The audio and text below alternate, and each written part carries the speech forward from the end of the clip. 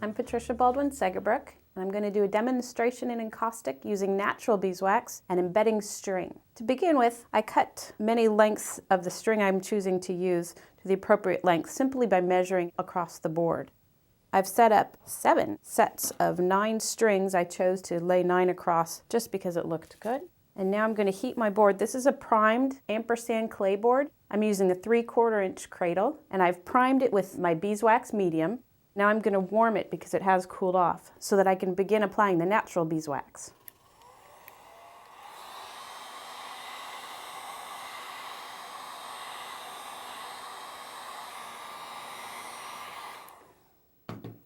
Just get it warm enough that when I touch it I can feel the heat of it. Nothing too hot.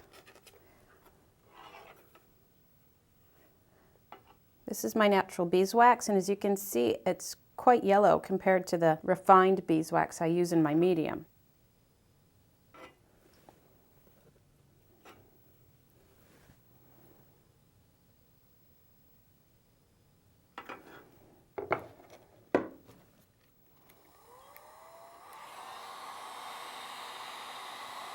Spent a little extra time fusing so that I would get more of an even and smooth surface to begin working on.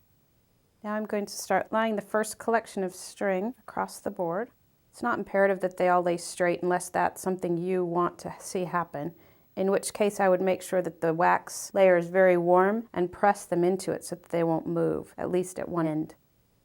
Once they've all been laid on the board, I'll take it back to the natural beeswax and go over the top once again to embed these.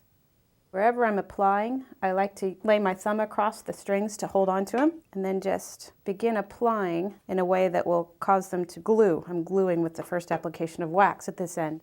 So now I know those are going to stay put, and I turn around and finish applying the beeswax.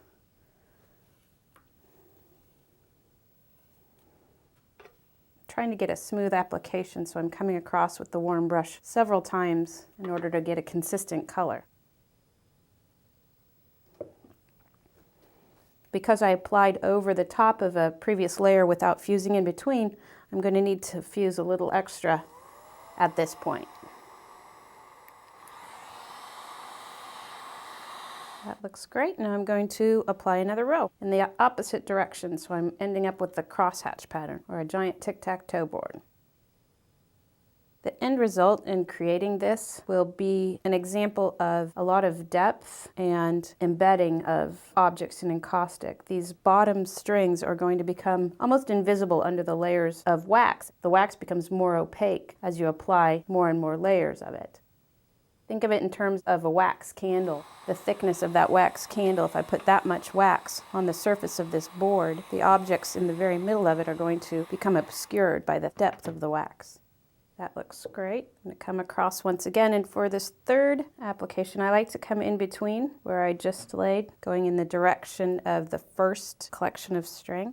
I've worked with the warm wax and the heat gun so much that the surface is just consistently warm. See how long it's taking for it to cool off? Usually when I apply it, it gets cool right away. It's so warm, and I won't be able to work it very well.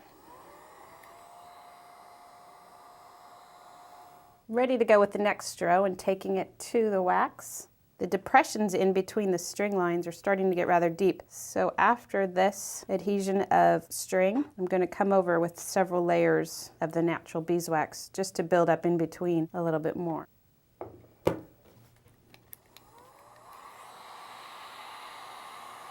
It's not necessary to build up in between like I'm going to do now. It's just something I prefer.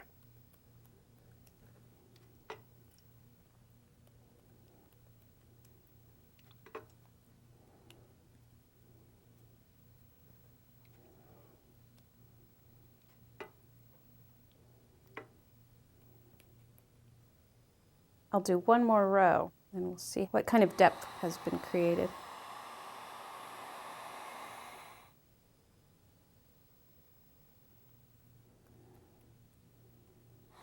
Okay, I think I'm going to stop there. We've just about obscured the strings we put on initially, but because it's so warm, the wax is even more opaque than it will be when it's completely cool. So I think I'm going to go put this in the refrigerator and let it cool down quickly, and we'll come back to it and see how it looks. This is cooled completely now. I'm going to go ahead and buff it. My favorite buffing tool is an old nylon. I didn't have these. I had to borrow them from my mom. It's great because it's a very tight weave and it's smooth without texture, and it really helps to bring up the shine of the wax. And as you can see, as I do this, it removes any bloom and really creates more depth in the wax. You can see all the way through to that initial application of string in some spots.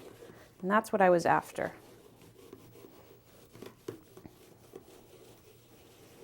I could continue this process of laying the strings in the wax and building layers indefinitely. You just have to be aware that eventually that initial layer will become completely obscured. I like how this looks, and I'm going to go ahead and leave it. This is something I might use as an underpainting if I were to apply more layers, or leave it as it is. To finish the edges, I just take a straight edge razor blade and run along the side. And that's it for embedding things into natural beeswax. Patricia Baldwin Seggebruch's fast, fun, and inexpensive methods break down the barriers to working in encaustic. In this DVD workshop, Patricia leads you through 3 encaustic collage projects using dozens of creative methods and materials. You'll start with low-cost supplies from stores you visit every week and incorporate techniques from collage, scrapbooking, painting, and other media that make you feel at home. Patricia's in-depth discussion of materials makes this workshop friendly to complete beginners. From mixing medium to hanging your frame, she covers all the bases. Patricia adds color with oil paint, powders, and paper, and creates 3-dimensional features by incising and embedding objects. You'll use extensive layering to control color, enhance design, and correct mistakes. And you'll walk on the wild side with bonus clips featuring Patricia's exciting and unpredictable burned shellac technique. Add a new layer to your art experience in Encaustic Collage Workshop with Patricia Baldwin Seggebruch.